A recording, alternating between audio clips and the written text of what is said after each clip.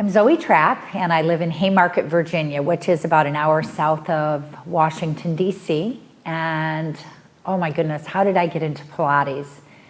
I think Pilates found me. I was a dancer, and I was doing a lot of working out.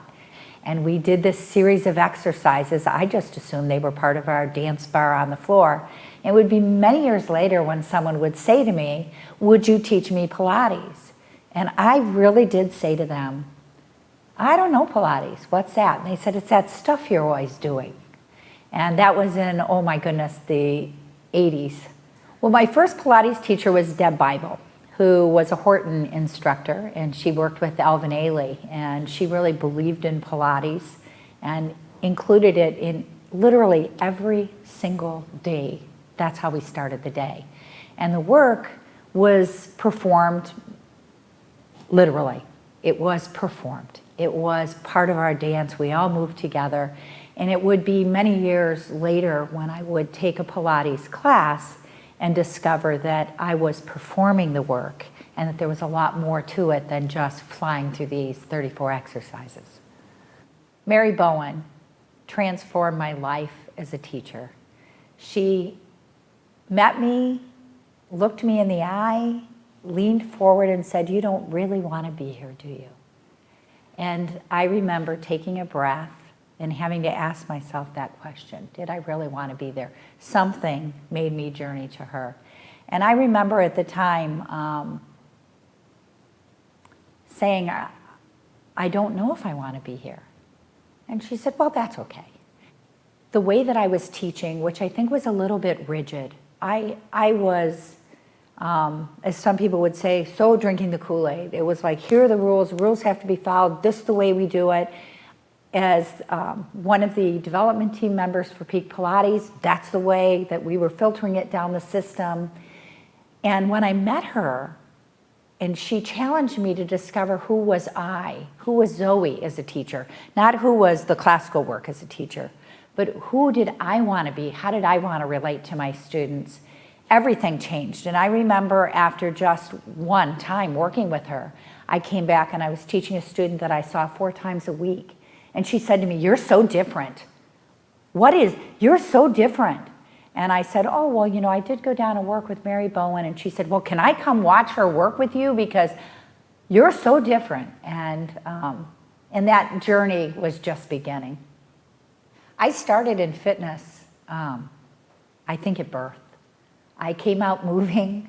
I never stopped moving. I was one of these children that was always being told to be still. Quiet down, sit like a lady, quit throwing your body around. I was a gymnast, I was a competitive swimmer, I was a diver.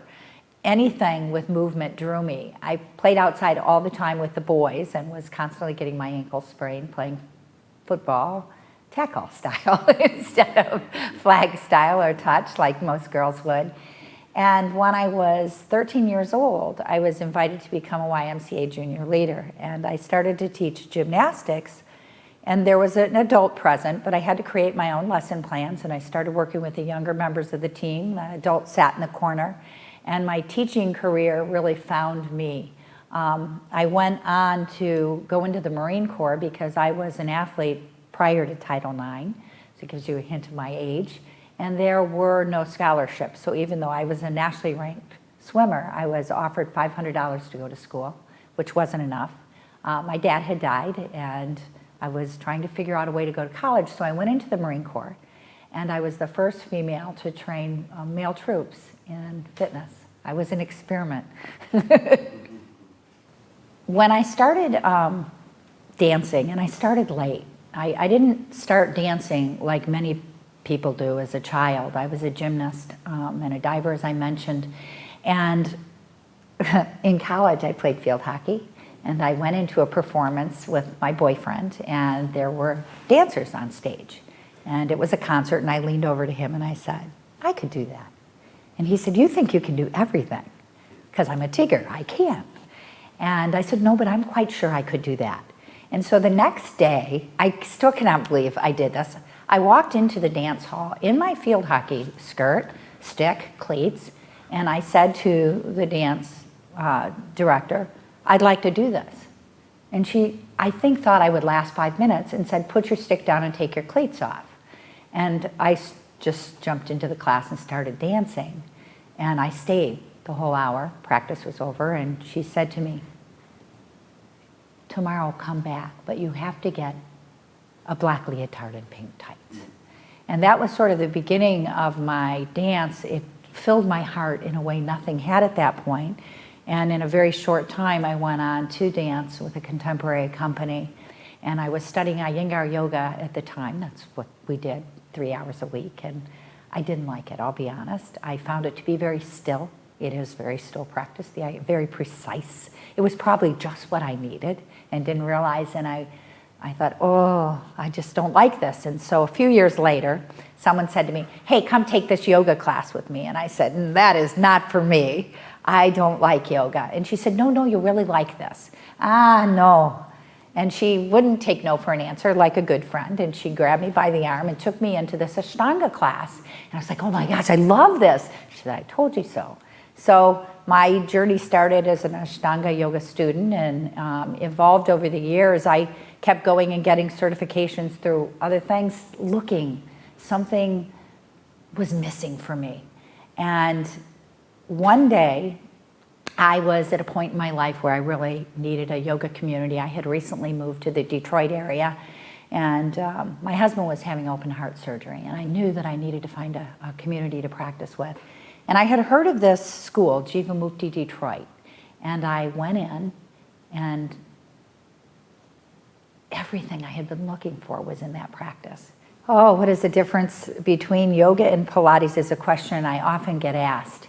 And it's a hard question to answer because if you look at the Pilates world, there are so many different schools.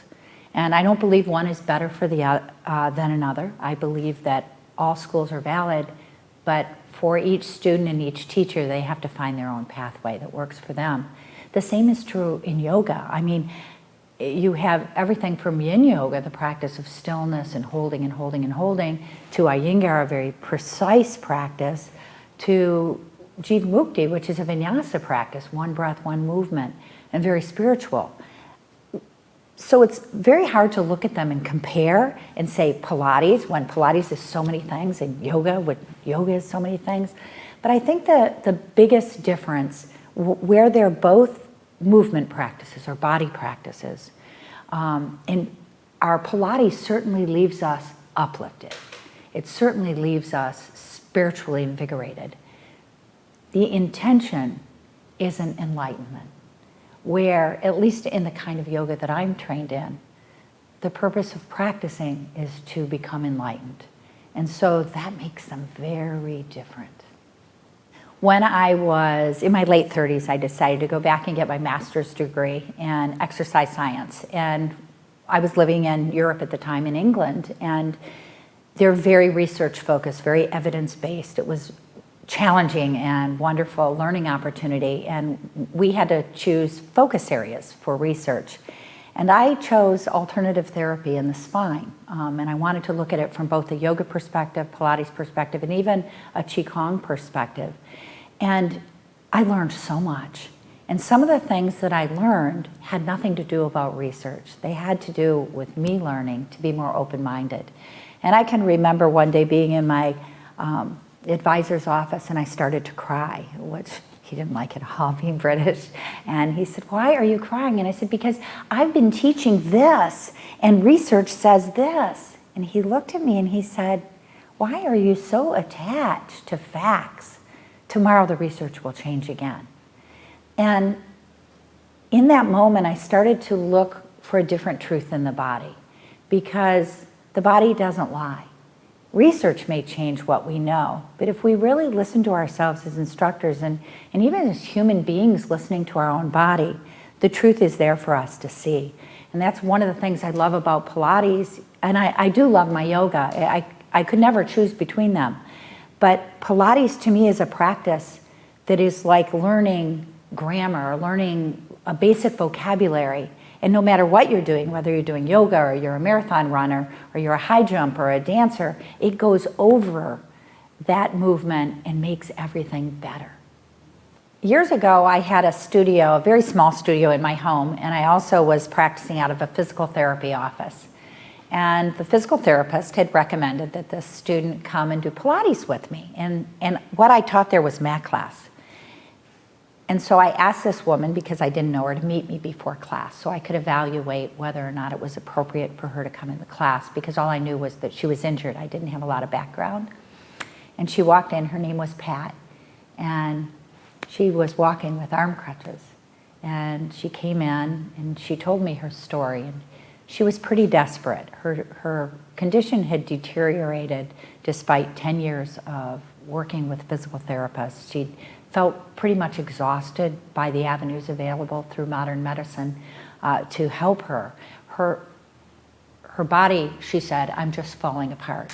And she was not an old woman. She was middle-aged and had lived a vigorous life. She was a nurse. She was a lovely human being. And I helped her to the floor and just began to do a few fundamentals to get a sense of what was happening in her body. And when she went to do a knee fold, and I was holding her at the hip and the ankle, there was this huge clunk, and her sacrum had just totally displaced.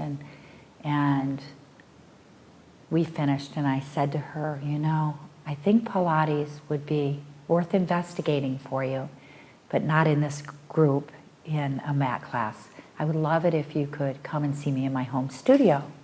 And she agreed and began. She was a very devoted student, and there's nothing more exciting for a teacher who works a lot with injured people than when you have an adherer. And she did her homework faithfully. And we went over the weeks where every week she felt better, and she felt better, and she felt better.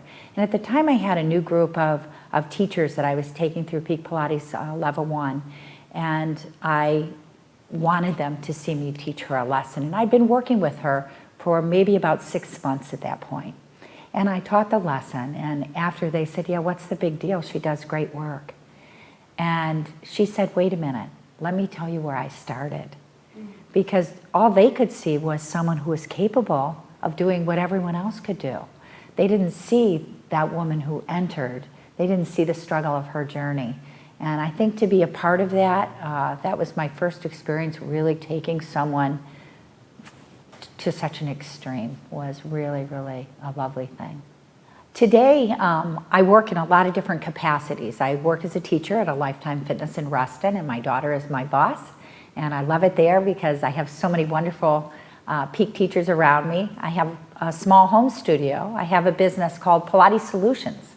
And that's my business venture with my daughter. When we moved from Connecticut and closed our studio, we loved working so much together that we wanted to find a way to keep going. So we do consulting work, and we do a lot of continuing education workshops together. She's also a trainer for Peak. And in 2000, I came on board as one of the original members of the Peak Pilates instructor education development team, along with Colleen Glenn and Claire Dunphy. And together we created Peak Pilates Education. You can go to www.pilatesstudiosolutions.com, or even better, if you want to instantaneously go to Facebook, you can find me, Zoey Trapp, under my name, Zoey, Trap Like a Mouse Trap, or at Pilates Solutions, where we really post all things Pilates all the time.